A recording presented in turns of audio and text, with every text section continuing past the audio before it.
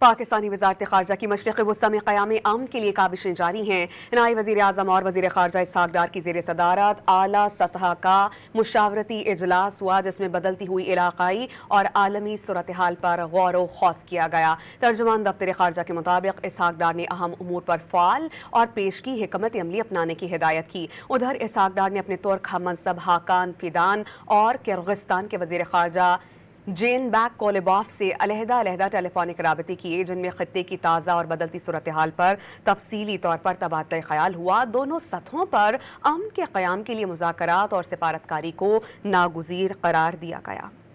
پاکستانی وزارت خارجہ کی مشرق وسطی میں قیام امن کے لیے کاوشیں جاری ہیں۔ نائب وزیر اعظم اور وزیر خارجہ اسحاق ڈار کی زیر صدارت اعلیٰ سطح کا مشاورتی اجلاس ہوا، جس میں بدلتی ہوئی علاقائی اور عالمی صورتحال پر غور و خوض کیا گیا۔ ترجمان دفتر خارجہ کے مطابق اسحاق ڈار نے اہم امور پر فعال اور پیشگی حکمت عملی اپنانے کی ہدایت کی۔ ادھر اسحاق ڈار نے اپنے ترک ہم منصب حاکان فیدان اور کرغستان کے وزیر خارجہ جین بیک کولیباف سے علیحدہ ٹیلی فونک رابطے کیے، جن میں خطے کی تازہ اور بدلتی صورتحال پر تفصیلی طور پر تبادلہ خیال ہوا۔ دونوں سطحوں پر امن کے قیام کے لیے مذاکرات اور سفارتکاری کو ناگزیر قرار دیا گیا۔